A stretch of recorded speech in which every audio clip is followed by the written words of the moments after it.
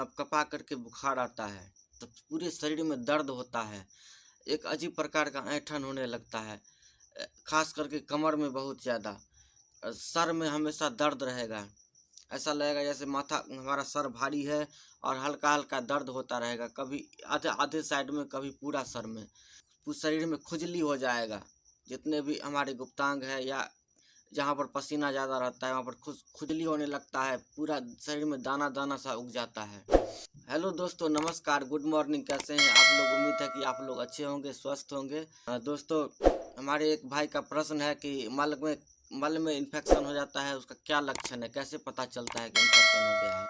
मल में इन्फेक्शन का लक्षण बहुत सारे हैं, लेकिन जल्दी पकड़ में नहीं आता है। इन्फेक्शन होता कैसे है? तो कब्ज़ के कारण कब्ज़ रहता है ज़्यादा दिन तक, जो है सो 10 दिन, 15 दिन, 20 दिन तक कब्ज़ रह जाता है लगातार, महीना 2 महीना। तो ऐसे में जो है सो उसमें इन्फेक्शन हो जाता है। बाहरी परिवेश, जैसे मान लीजिए अगर कोई गंदा बाथरूम में गए हैं जो बहुत गंदा है, या पब्लिक बाथरूम कहीं बाहर होता है, तो इस ऐसे में भी पकड़ लेता है, इन्फेक्शन हो जाता है। या यूरिन में इन्फेक्शन है तो धीरे धीरे मल में भी चला जाता है, ऐसा भी होता है। बहुत लोग उंगली की बात करते हैं तो उससे भी हो जाता है इन्फेक्शन।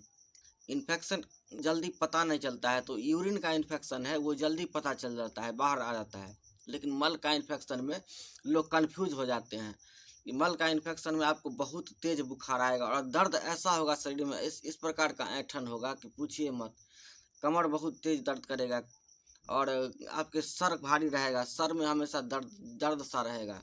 शरीर सुस्त हो जाएगा, मतलब शरीर में थोड़ा भी फुर्ती नहीं रहेगा और जैसे लगेगा हमेशा नींद आता है, पेट में मीठा-मीठा दर्द रहता है, हमेशा पेट में गैस बना हुआ रहता है, बहुत गंदा ढकार आता है मुँह से और गैस निकलता है तो बहुत गंदा गैस निकलता है।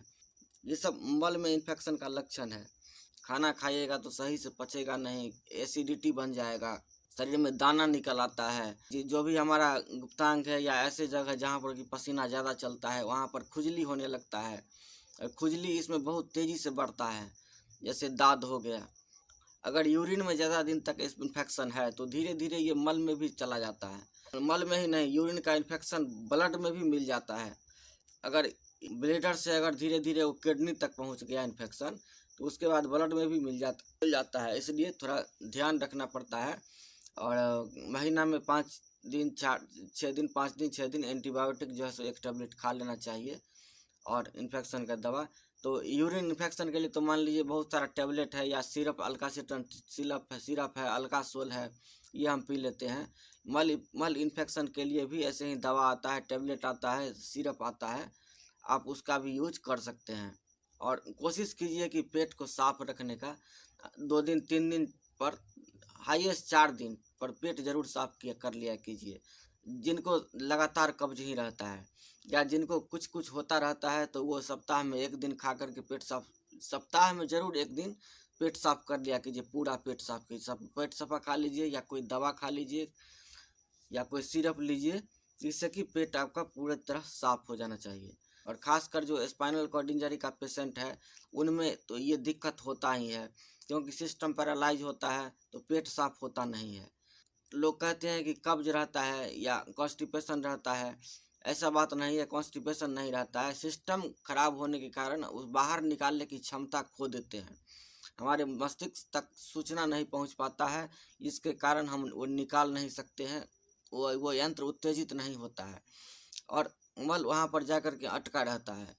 तो ऐसे में धीरे धीरे वो सूख जाता है, सूखने के बाद उसमें धीरे धीरे इन्फेक्शन हो जाता है, वो सड़ने लगता है पेट में और इसी क्रम में जब सड़ करके बहुत ज़्यादा इन्फेक्शन बढ़ जाता है तो शरीर में बुखार आ जाएगा, बहुत तेज दर्द होगा, बहुत तरह का समस्या उत्पन्न हो जाएगा शरीर में। मांसपेशी में हमेशा दर्द रहेगा, शरीर अकड़ जाएगा, सर में दर्द रहेगा, कभी आधा सर में रहेगा, कभी पूरा सर में दर्द रहेगा। तो ये सब समस्या है दोस्तों, ये सब लक्षण है यूरिन इन्फेक्शन का और मल में इन्फेक्शन का। और दोस्तों, हम इस चीज़ को पकड़े हुए हैं क्योंकि हमको पिछले साल लगातार 10 दिन 15 दिन से बुखार लग रहा था, तो हमको मतलब हम यही समझते थे कि यूरिन में इन्फेक्शन हो गया होगा और बहुत ठंड लग करके बुखार आता था। लेकिन जब जांच करवाए तो यूरिन में इन्फेक्शन नहीं निकला।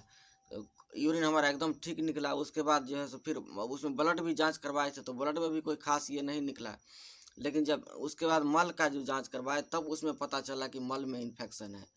फिर डॉक्टर दवा दिया, उसके बाद धीरे धीरे वो इन्फेक्शन हमारा ठीक हुआ। उसमें अपच होकर के भी ऐसा मतलब हो जाता है कि अपच हो जाएगा, और जैसे जुलाब हो जाता है, पेट खराब हो जाता है, इस टाइप का भी हो जाता है और बहुत कष्ट होता है।